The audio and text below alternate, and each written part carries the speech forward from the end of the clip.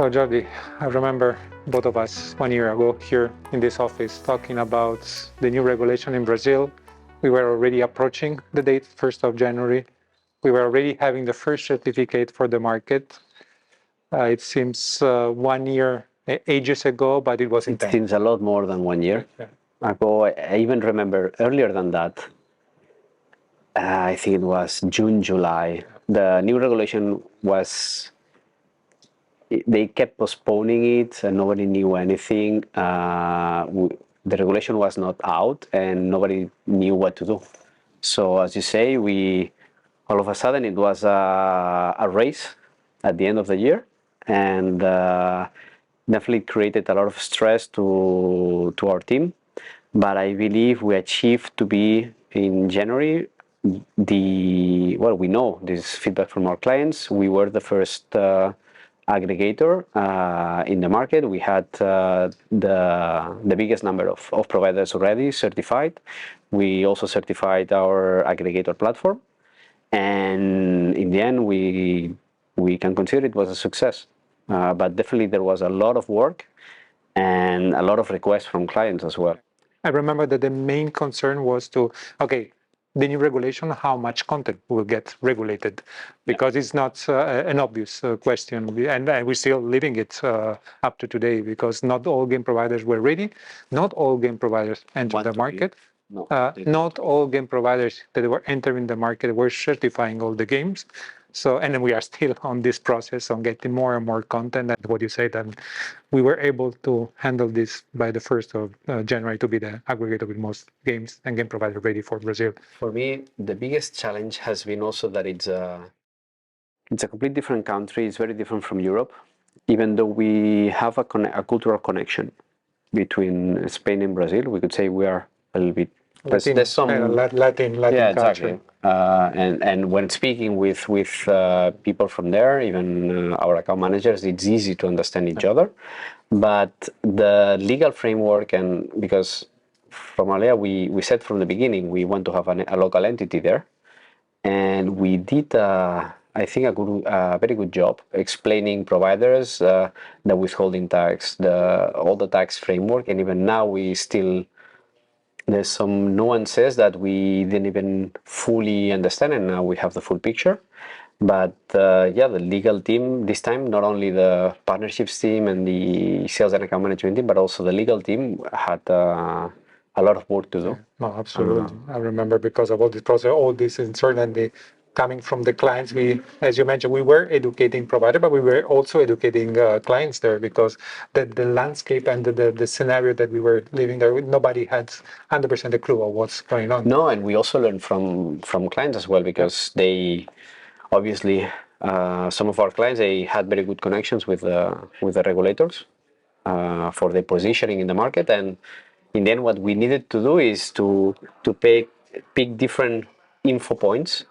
And when you had 3 or 4 data points that were saying the same, then we could believe that this was the right approach, right? And now it's still a challenge, because more and more content is there. There's still some volatility because of the gaming tax. They wanted to increase it. Now, the last update that I have from last week is that they don't want to do that anymore. Let's see. But yeah, and for us it was a big opportunity, I think. I think it's good that the market is growing, because if not, nobody is going to invest on that. Absolutely. Now we saw, the first quarter of this year was, struggling because the new regulation, less content and everything. But now, from last quarter, because we'll see the scenario Q1, Q3, not just they reach the same GGR level, but they are passing the GGR level. With less content. With less content, but with us. That's another good point, that we are providing more content than we were doing before, because we were able to deliver.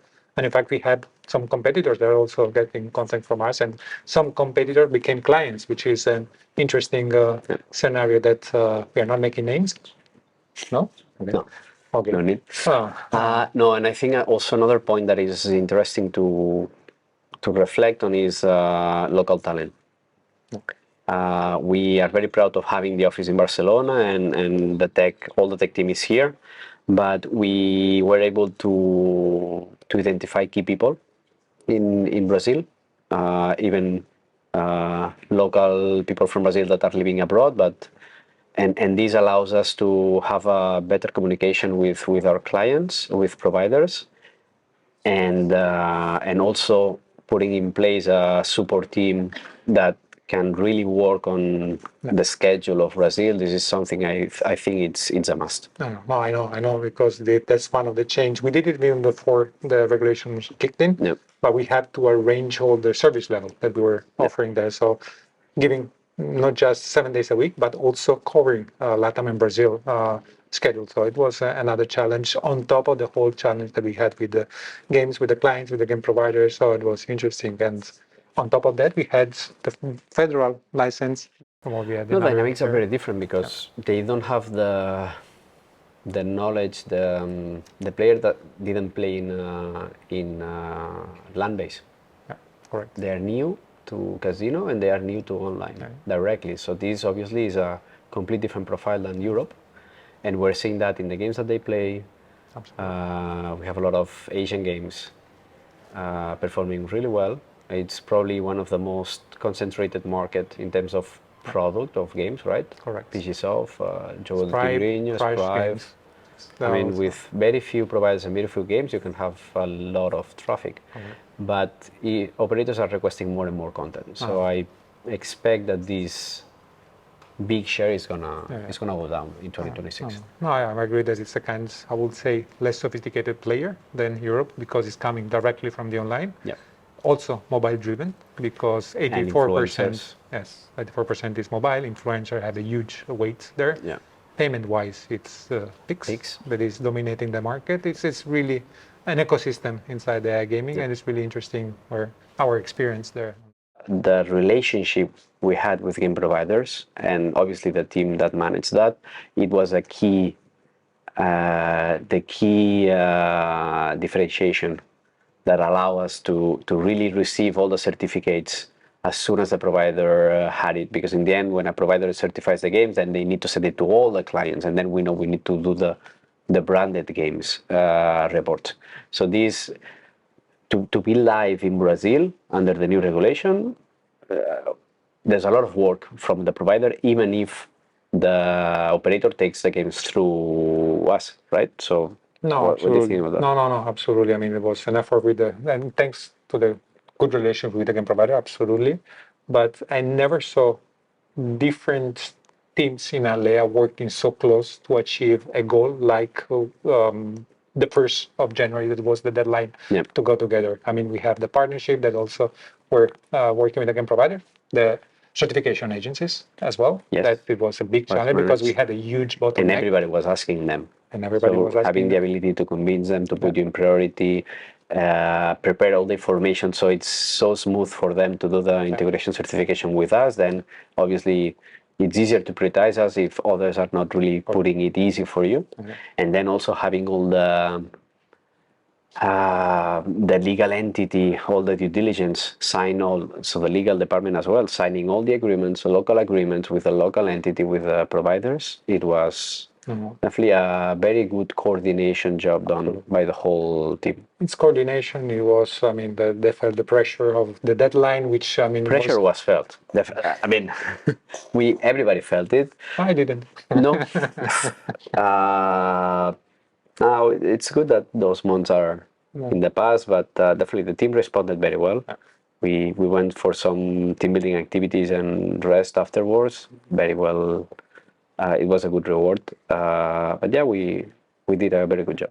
After having this fantastic year of the first market regulation, now we are looking forward for the next year, which looks already promising because we saw, I mean, the decrease in GGR for the first quarter was there because of all the uncertainty, all the portfolio and everything.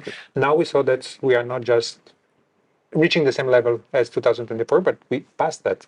So my feeling, and then I need your opinion on that it's going to even grow further. Also because thanks to the fact that we are having so much content to offer in Brazil, we are able to onboard other clients, also other big clients. So the outlook for me for the next year, for the second year of the regulation, is quite positive. What do you think? I agree. My personal view would be, I agree that it's gonna grow. we are already seeing that, and for us, I think it's gonna be a good year, 2026, because we're onboarding a lot of new clients for Brazil. At the beginning, there were not a lot of operators applying for the license.